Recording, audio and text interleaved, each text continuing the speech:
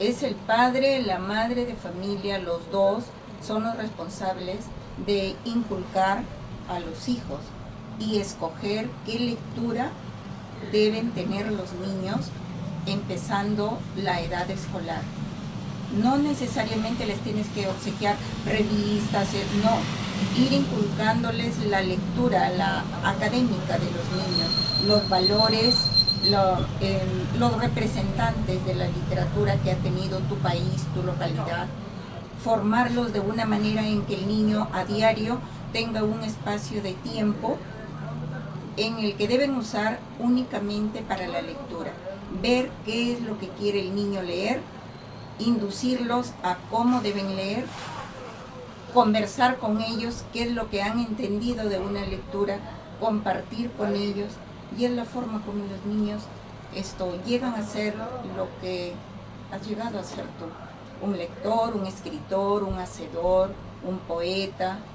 Vas cimentando en tu interior la formación de lectura, la formación de cómo vas a escribir, la formación cómo puedes interpretar, y eso es básicamente, eso nace en el hogar, en la familia, en la responsabilidad de los padres para la formación de sus hijos.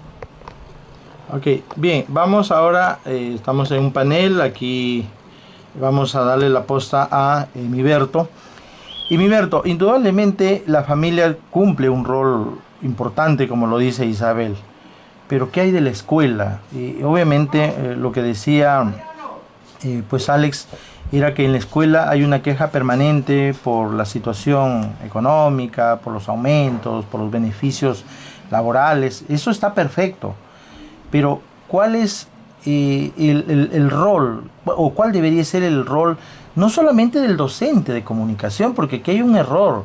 La lectura es transversal, cursa todas las materias, todas las áreas, no es solamente responsabilidad única y exclusiva del docente, pero obviamente es donde hay mayor, digamos, responsabilidad en el docente de comunicación. Pero ¿qué hay de los demás?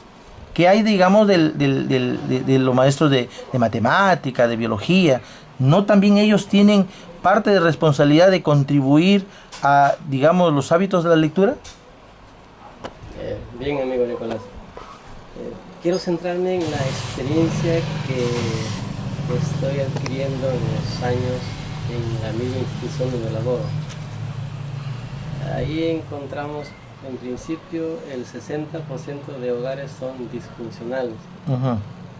Si encontramos un problema de raíz, entonces es lógico darnos cuenta que no hay un hogar donde se le enseñe ni siquiera la responsabilidad del estudiante, menos a que tengan ese hábito de leer.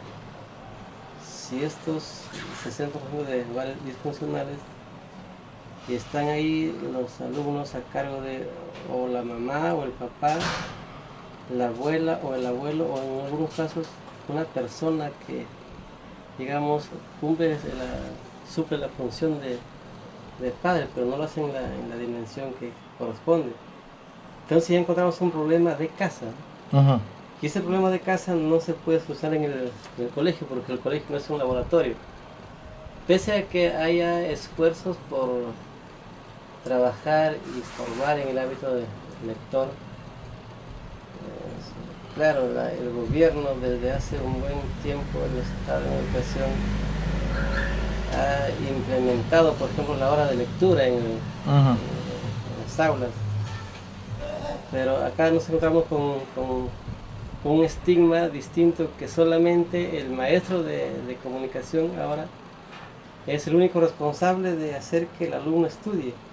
Y los demás maestros, digamos, de las otras áreas, entonces como que se alejan, se sienten no involucrados, creyendo equivocadamente que como no son de la especialidad, no les importa. Entonces también encontramos ahí un problema de una formación no adecuada, ¿no? Porque, bueno, cada quien cuida su área, pero entonces si entendemos que la educación es integral, sin embargo ahí nos aislamos y cada quien solamente se aboca a su especialidad, también hay un problema en ese sentido, ¿no? Ujú. Ahora, si todos desde hogar, maestros y bueno, el gobierno indirectamente a través de la televisión, que más bien distrae a los estudiantes con programas que deforman más bien la mentalidad del estudiante, ¿no? Ujú. Y si no hay ese trabajo de todos en el colegio para hacer que el estudiante se forme en el hábito lector, bueno, se queda la tarea solamente para el maestro de comunicación, que bien ahí hacemos el esfuerzo que pueda ejecutarse, pero no garantiza pues una formación de un alumno que esté vinculado y que haya adquirido un hábito lector. Luego sale el alumno de las horas de clase, que son de las 24 horas, pues el alumno pasa 7 horas en clase, quiere decir que 17 horas pasa entre su casa y la sociedad. Ujú. Y bueno, la sociedad que aprende. Y en casa, si no hay apoyo directo del padre, y más bien está en la televisión, entonces hay un distractor ahí. Y bueno, ahora la tecnología que no está jugando un papel favorable en cuanto a educación, porque el alumno, lejos de leer un texto en casa, está con su celular y está usando inadecuadamente la tecnología. Ujú. Es más, en el colegio los padres, por ejemplo, se resisten a comprar un libro bajo el pretexto que el Ministerio de Educación está dotando de todo el material gráfico. Ujú. Entonces él como que se excluye, ¿no? No hay dinero para un libro, pero paradójicamente sí hay dinero para un buen celular, por ejemplo. Ujú. Y eso lo vemos ahí, ¿no? Sí, sí, sí, es una realidad Entonces palpable. no hay una ayuda pues, directa y conciencia del padre de familia. Pero ahí estamos y finalmente pues ya vemos la realidad y las encuestas y todo a nivel de la región Lambayeque, que poco se lee. En el Perú poco se lee. Ujú. Entonces hay indicadores bastante serios que nos hacen ver una realidad que, repito, pese al esfuerzo, la iniciativa que sea del gobierno, el Estado, el Ministerio de Educación para formar un hábito lector, pero hay una contradicción en el sentido que les acabo de mencionar, ¿no? Ujú. Sin embargo, cuando el alumno encuentra algún texto que podría tener relación con su vivencia personal y se motiva un poco, sí encontramos un potencial ahí. Ujú. Tengo una producción llamada Antología Literaria, trabajada básicamente por estudiantes de quinto año, en 2015. Y en esa antología cada uno ha participado ahí con una creación de cuentos breves y que lo han hecho muy bien. Claro, al margen de lo que comentamos hace un momento, Ujú. que la gramática no lo maneja adecuadamente. Sin embargo, obviando eso, encontramos una muy buena intención del alumno en sus ideas, sobre todo, ¿no? En su creación, en su imaginación, que es de veras extraordinaria, ¿no? Entonces encontramos también esa parte que se debe no solamente estimular, sino hacer que con esas creaciones que comienzan en quinto año vayan ya incorporándose en un proceso permanente de producir texto, ¿no? Ujú. Así es. Sí, indudablemente la corresponsabilidad de la escuela, específicamente del docente en aula, no puede eludirse y no puede decir que todo lo tiene la culpa el Estado, porque el Estado en realidad es un ente un elefante que está muy lejano a nosotros. Quien está en aula obviamente es el docente. Y hablaba al inicio de esta transmisión, para hacer un prolegómeno todo esto, hablaba que lamentablemente dentro del ejercicio, digamos, de la formación profesional de los pedagógicos y de las universidades que tienen carrera de educación con lengua y literatura, entendemos que muchos de los intereses por la elección de esta especialidad o esta carrera de educación, mucha de la gente está solamente esperando que eso le sirva como una especie de fuente y destino laboral.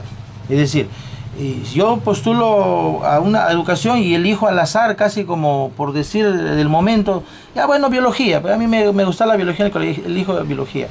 Y obviamente no hay una verdadera y real vocación literaria. Y de repente quedaron y sobraron puestos, o hay menos postulantes en comunicación. Postulo comunicación, ya pues no importa, que, aunque sea de profesor, ¿no? Como hay el dicho, dice, pues métete aunque sea de profesor, ¿no? O sea, la minusvalorización, digamos, del ejercicio o de la profesión docente es con esta palabrita lapidaria. Hijito, no pudiste estudiar, no pudiste ingresar a medicina, has postulado a derecho, no has podido ingresar a ingeniería. Ya pues, hijito, no importa, ya me tienes como 7, 8 veces sacando plata para postular, aunque sea, métete de profesor, ¿no? Imagínate cómo desde la sociedad hay un ejercicio de minusvaloración por la carrera de educación. Y eso es algo real, porque eso es parte de una tesis profesional que la hicimos nosotros en la Universidad Pedro Ruiz Gallo, en el curso. Eso tiene mucho que ver con lo que decía Hemiberto, ¿no? Que obviamente también es el docente el que juega un rol importantísimo, independientemente. Mira, hay instituciones, ¿no? Un poco para sacar a colación eso, hay instituciones que antes se quejaban, hasta en la zona rural, hay instituciones que están debidamente modernizadas, que están debidamente, digamos, actualizadas con toda la tecnología, pues con servicio de internet, y se creía hace una década atrás, cuando todavía no existía este plan de implementación, se creía que el día que ese colegio o esa escuela de cañitas, esa escuela de adobe, de barro, ese día que le pongan un laboratorio de cómputo, el día que cambien las aulas, que pongan pisos, ese día iba a empezar el cambio y la transformación educativa. Y eso es una total falsedad. Porque si tú te vas a la zona rural, porque hay en zonas rurales increíblemente visitado por la zona de Huarmaca, espacios donde están pero totalmente equipados con toda la tecnología. Pero ¿saben qué falta? Y a veces nos olvidamos que no es la infraestructura lo que hace la escuela. Sé que es importante, pero no es condicionante. Lamentablemente, la mayor tecnología, la que se requiere el mayor cambio, es la que menos se le toma interés, es el docente. Y yo creo, como le decía en un inicio, ¿no? Lamentablemente mucho, por ejemplo, de mis promociones, ¿no? Yo he tenido un promedio de, qué sé yo, pues, de mi promoción, un promedio de 20, ¿no? Que hemos egresado, porque nos dividimos en 7 especialidades. Biología y química, matemática, lengua y literatura. Bueno, de los 20, 2 personas más nos dedicamos a la actividad literaria, matizando el ejercicio docente. Y el resto sencillamente es docente de aula, de tiza, pizarra, papelote y paporreta. Entonces, ese es el problema también. ¿Cómo voy a incentivar? ¿No? Ustedes saben que en el ejercicio pedagógico predicamos con el ejemplo, exigimos con el ejemplo. ¿Cómo le voy a exigir a mi estudiante que me crea productos si yo no le demuestro que soy creador? Si no le doy la pauta, si no le doy las herramientas, ¿qué hago nosotros? Sencillamente pido. Y a veces los estudiantes lo traen hecho y a veces ni lo hacen ellos. Entonces creo que por ahí también hay, desde esa parte, desde esa perspectiva, creo que también hay la necesidad de, digamos, el perfil docente, un poco también reconvertirlo, ¿no? Que no sea solamente el docente que llegue a hacer una clase de gramática, sino que el docente se convierta un animador no solamente de la lectura, sino de la creatividad. Y cuando digo docente no me refiero única y exclusivamente al docente de comunicación, porque lamentablemente se ha vendido la única responsabilidad de aquella persona para que el estudiante habla, escribe y se exprese bien, pues debe ser el docente de comunicación. ¿Y el resto qué? O sea, el resto está excluido, ¿no? Creo que ese perfil, digamos, que se constriñe, ese perfil reduccionista, solamente echarle la culpa al docente de comunicación, creo que es un rol y un perfil que debemos de reconceptualizarlo, redefinirlo y reevaluarlo. Porque indudablemente así no se va a gestar lectura, no se va a generar lectura. Y obviamente es la familia, el otro ente, el otro espacio, el que debe también jugar un rol de consenso y conjugado con la escuela para poder lograr potenciar los niveles y generar hábitos de lectura, que es lo más difícil. Lo más difícil no es enseñar al estudiante a que lea, porque finalmente tarde o temprano va a leer. Lo más difícil es enseñarle a que lea habitualmente, es decir, que sin necesidad de una nota condicionada, el estudiante tenga la necesidad, surge en él la necesidad de leer sin que tú le digas, si no me lees Crónica de una muerte anunciada, si no me lees Los Heraldos Negros, si no me traes un reporte de ellos, no te pongo nota o te desapruebo. O sea, ahí vemos, ¿no es cierto?, la nota condicionada que hay en el ejercicio de la lectura. Si yo le genero al estudiante el hábito de la lectura, el amor por la lectura, ni siquiera necesito decirle qué tiene que leer o cuántos libros tiene que leer. Lo regular es que se lea 12 libros al año, que tampoco no funciona, pues eso es una falsedad total. Pero lo ideal sería que el estudiante, lejos de leer impositivamente 12 libros al año, se lea 20. Pero porque le generaste hábitos de lectura, no porque le condicionaste por una nota. Entonces creo que también ahí hay, en ese replanteamiento, digamos, de la figura, digamos, de cuál es la responsabilidad del docente, de la familia para promover los hábitos de lectura, creo que le juega al docente de comunicación y a los docentes en general, es un llamado de atención, es una cadena, porque lamentablemente en la escuela no se lee. En la escuela no se lee, en el hogar menos. Entonces, ¿dónde lee el estudiante, no? O sea, ¿cuál es el espacio? La escuela, de los 3 espacios que hay normal dentro de la comunidad educativa, la escuela, el hogar, donde pasa casi el 70%, el 60% y el 40% en la sociedad tampoco se lee. El estudiante cuando sale, digamos, a la calle, no va a las bibliotecas. Eso sería pues una novedad, ¿no? Que los jóvenes, cuando tengan su horario libre o tengan sus horas de recreo, de sábado y domingo, no van a las bibliotecas. Entonces el problema de la lectura es un problema estructural tripartito, digo yo. Tiene mucho que ver la sociedad, la familia y la escuela. Y lamentablemente, mientras nada haga nada, mientras todos nos quedemos solo en el diagnóstico, mientras todos nos quedemos solamente en que las cosas son así, pero no hacemos nada por revertirlo, pues la idea será que PISA nos seguirá poniendo siempre en el penúltimo lugar de comprensión lectora y razonamiento matemático. Y eso no mienten. Nosotros hemos querido hacer siempre una moratoria de que no nos evalúen por vergüenza pública, por vergüenza nacional. Pero déjeme decirle que el promedio de lectura en España es de 19 libros por estudiante en el nivel del bachillerato. Y el promedio de lectura, que es el equivalente acá en el nivel secundario, el primero es 1,3 libros al año, de acuerdo a los reportes, digamos, de mediciones de lectura. O sea, significa que estamos debidamente carentes y empobrecidos. Ahora, ¿qué hacer? A ver, desde las bibliotecas. ¿Qué hacer, don Alfredo González? Gracias, Nicolás. Y en realidad, nuevamente mi saludo a todos ustedes y mi grata sorpresa por la apertura y haberme dado quizás prontamente una oportunidad de exponer mis ideas justamente de lo que se toma. Hay 2 partes entre estos 3 factores que has mencionado, cuál es el hogar, la sociedad y la escuela, ¿no? En cuanto al campo de la escuela, por ejemplo, yo comenté, o creo que dije hace un momento, cuál era la situación de la biblioteca de San José, full operativa hace 50 años, cosa que no sucede en la actualidad. Carece de interés, no hay nada, ¿no? Entonces, las escuelas nuevas, yo soy ingeniero civil de profesión, entonces me ha tocado, por decir, de cuando en cuando, siempre, no como parte del factor de lo que uno hace, pero yo en el último sexenio he trabajado en 3 regiones, y he tenido que ver escuelas las nuevas que se construyen. Entonces muchas veces decimos la escuela, la escuela de Cañitas o la de Adobe o la que fue, pues se construyen. Que dicho sea, actualmente, y esto estoy seguro que también lo conocen ustedes, sobre todo en el medio rural se están construyendo escuelas demasiado grandes, porque en realidad en el medio rural voy a decir, el estudiantado está disminuyendo por alguna razón. Uno, que las vías de comunicación han mejorado, entonces a veces siempre va a haber una capital distrital o provincial más grande o departamental a la cual acceder, y bueno, estamos construyendo escuelas grandes. Pero ¿qué pasa con las escuelas? Por una parte ya no tienen biblioteca, y sí la tienen. ¿Por qué? Porque le han cambiado el nombre, y esto viene, veo que ustedes varios son educadores de los presentes, ahora se llama el CRAES. ¿Qué significa CRAES? Y eso lo he visto en escuelas que se han estado construyendo, especialmente aquí en Lambayeque, pero también en otras regiones, como les decía. CRAES significa algo así, no lo he visto yo, pero es algo así como Centro de Recursos para el Aprendizaje y el Estudio o la Enseñanza. Se llama CRAES. Y yo sé que es la biblioteca porque en el plano dice, hay una parte que es el depósito de libros. El resto es una sala. Pero ¿cómo qué va a funcionar? Como otras que he visto. Va a funcionar después como un depósito. Y como un depósito generalmente de textos.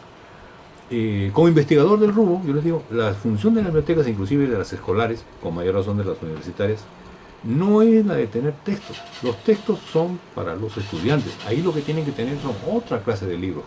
Y no solamente libros, sino también revistas. Por ejemplo, en algún momento ya en mi juventud salieron algunas revistas de interés. Bueno, primero uno las mira, ¿no? O a veces había un excedente por ahí. Uno compra la de segunda mano de repente, ¿no? Ya fue en mi adultez inicial que salió una revista que se llamaba Muy Interesante. Como siempre me han interesado los temas de ciencia, en realidad es otra cosa, ¿no? También de cuando en cuando pues las compraba a veces de segunda mano, pues son artículos de interés, pero eso también se lee, no solamente son las obras de autores, ¿no? Y el tema de la exposición, o sea, si el alumno en realidad, ¿qué encuentra en la biblioteca de la escuela? No me dejan mentir que en realidad no sirven para nada. Pues es un depósito de textos, de los textos que reparte el ministerio, pero ¿qué hay? ¿Hay algo nuevo? ¿Hay algo novedoso? Para mencionar a un foráneo que ha estado de boga en los últimos 15 o 20 años, ¿habrá un Harry Potter? ¿Por qué no? No lo veamos solamente como competencia, ¿no? Entonces hay que verlo ahí. Entonces, en el tema social, en el tema sociedad, ¿no? En el tema sociedad tenemos al Estado y en sus niveles de gobierno diferentes, ¿no? Bueno, de los cuales más a la vista está el nivel central, y que no le toma mucho interés al asunto, y el nivel local, donde, bueno, como mencioné también, llama la atención de que aquí se ha invertido, es en el rango del $1.000.000, del $1.100.000 lo que se ha invertido en este magnífico, imponente edificio de biblioteca. Probablemente es el mejor en todo el norte peruano. Sí. Pero lamentablemente debo decirlo, ¿no? Hay personas que trabajan ahí, ¿no? Que antes recibieron una calificación técnica, ¿no? Pero no hay profesionales del rubro. O sea, en realidad... Eso es lo que le iba a preguntar, don Alfredo. Yo constaté que no hay bibliotecólogos aquí atendiendo a las bibliotecas, tanto de Lambayeque, la Emiliano Niño, la Eufemio Lora de Chiclayo, ni la de Ferñafe, la Carmona. No hay bibliotecólogos. O sea, está atendido por trabajadores de servicio. Muy que a veces esforzados. Sí. Tienen cierta capacitación, ¿no? Y capacitación que creo que muchas veces es la Biblioteca Nacional la que se ha encargado de impartir esto o de difundir esto. Pero lo cual es, y la Biblioteca Nacional, que no debía tener vela en el entierro, pero la tiene porque desafortunadamente como cabeza del sistema, de un sistema que no existe realmente más que en el título, es la que es lo poco que da, ¿no? Pero yo quería intervenir también en otro sentido. Hace como 14 años o 13 creo, se dio la famosa ley de fomento del libro y de la lectura, de fomento y promoción de la lectura. Entonces, pero siempre esto ha estado metido, ¿no? En el interés de las editoriales. Tan es así que cuando uno generalmente manda una carta a los grandes medios, el comercio es más grande, sobre este particular, es muy difícil que la publiquen, porque el grupo El Comercio es justamente uno de los valores más metidos en el negocio editorial, pero con su propia perspectiva, ¿no? Y quizás si hasta políticamente valga decirlo, y discúlpenme si me equivoco, de que en realidad, como esta gente también tiene muchos intereses y formas y canales con los gobiernos de turno, justamente no les interesa que verdaderamente la lectura llegue al pueblo, porque un pueblo que lee es un pueblo que piensa. Entonces justamente ahí es donde viene el problema más serio. Entonces el gobierno local llega a cierto rango, pero no, pues no, es un costo. O como acá, por ejemplo, no en la Eufemio Lora, ¿no? Pues no, la visito por curiosidad para ver, ¿no? Porque ya con la indagación, con la investigación, es fácil enterarse cómo son estas cosas, por ejemplo, en Colombia y en Chile. Hasta la canalización gratuita.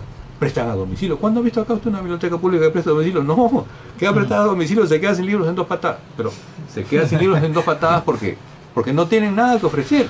Porque lo que ofrecen es poco y obsoleto. Por eso la gente que va no lee, van a estudiar.